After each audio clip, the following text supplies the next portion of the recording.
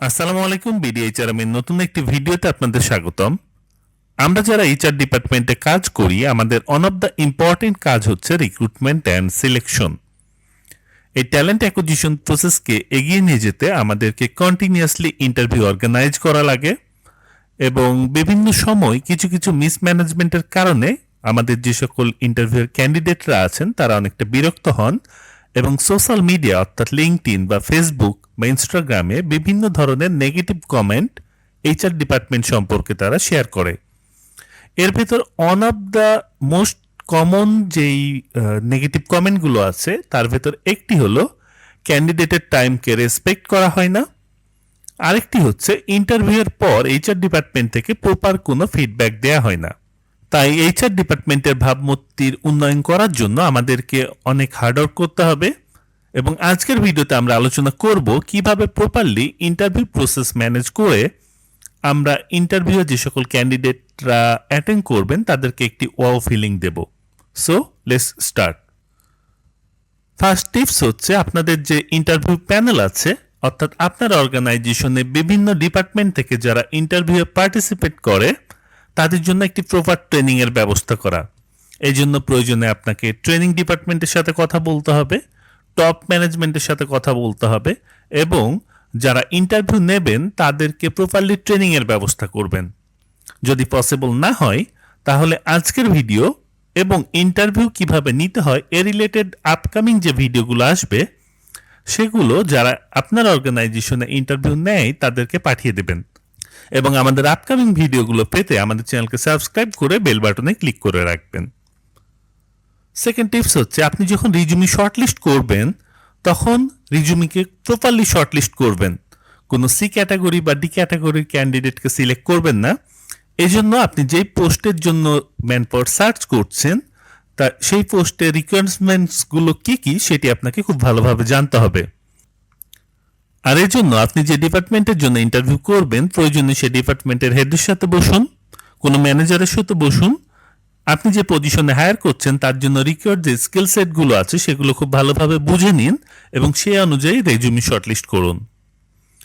আপনার রেজুমিগুলো শর্টলিস্ট হয়ে গেলে প্রয়োজনে আপনি ক্যান্ডিডেটকে কল করুন, 5 মিনিট থেকে 10 মিনিটের একটি ওভার দ্য ফোন ইন্টারভিউ করুন এবং সেখান থেকে আপনি প্রপার ক্যান্ডিডেট শর্টলিস্ট করুন। এক্ষেত্রে আপনি দুটো বেনিফিটস পাবেন।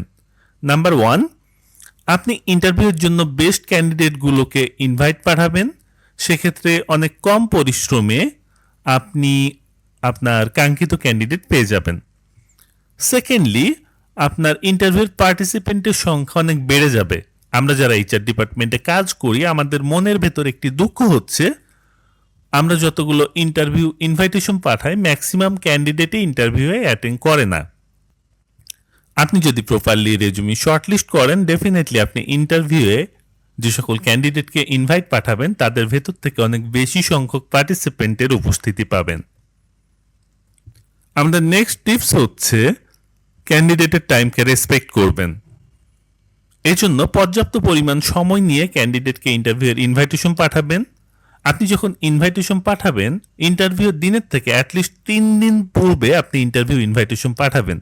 বেশি সময় দিতে পারলে ভালো, বাট অ্যাটলিস্ট 3 দিন পূর্বে ইন্টারভিউয়ের জন্য ইনভাইটেশন পাঠাবেন এবং আপনি অবশ্যই অন টাইমে ইন্টারভিউ শুরু করবেন।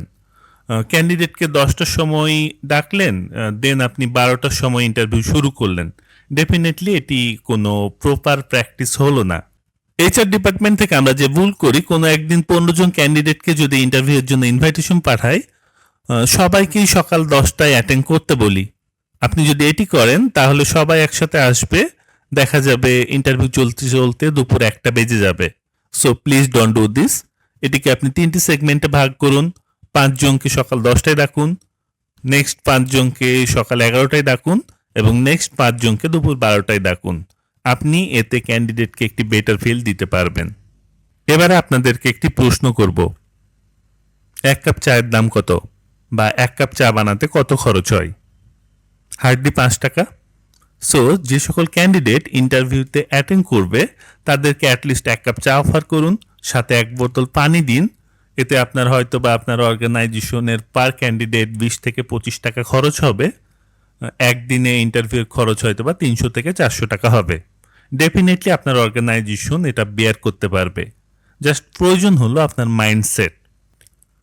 ইন্টারভিউর পর ক্যান্ডিডেটকে ইন্টারভিউর ফিডব্যাক দিন। যে সকল ক্যান্ডিডেট ইন্টারভিউ সিলেক্ট হবে না তাদেরকে অবশ্যই একটি রিগ্রেট মেইল পাঠাবেন। এজন্য আপনি এই ধরনের একটি ডেটাবেজ মেইনটেইন করতে পারেন। আগে থেকেই আপনি ক্যান্ডিডেটের নাম, ইমেল অ্যাড্রেস, মোবাইল নাম্বার একটি এক্সেলে লিস্ট ডাউন করে রাখতে পারেন।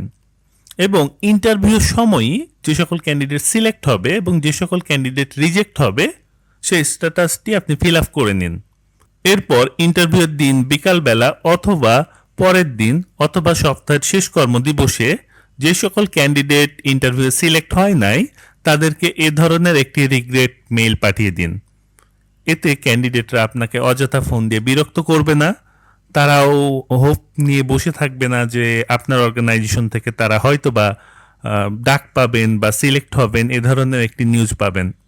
সো আপনি যদি এ ধরনের রিগ্রেট মেইল পাঠিয়ে দেন, ডেফিনেটলি এটি আপনার অর্গানাইজেশনের জন্য একটি বেটার ভাবমূর্তি নিয়ে আসবে।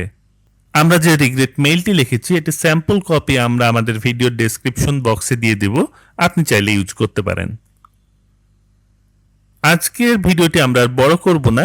নেক্সট ভিডিওতে আমরা আলোচনা করব ইন্টারভিউর সময় কিভাবে ইন্টারভিউ কন্ডাক্ট করবেন, কিভাবে আপনি ক্যান্ডিডেটের সাথে কমিউনিকেট করবেন এবং এর ফলে আপনি কিভাবে ক্যান্ডিডেটকে একটি বেটার এক্সপিরিয়েন্স দিতে পারবেন। কোনো পরামর্শ বা প্রশ্ন থাকলে কমেন্ট বক্সে জানান। ভিডিওটি ভালো লাগলে লাইক দিন, শেয়ার করুন। দেখা হবে নেক্সট ভিডিওতে। আসসালামু আলাইকুম।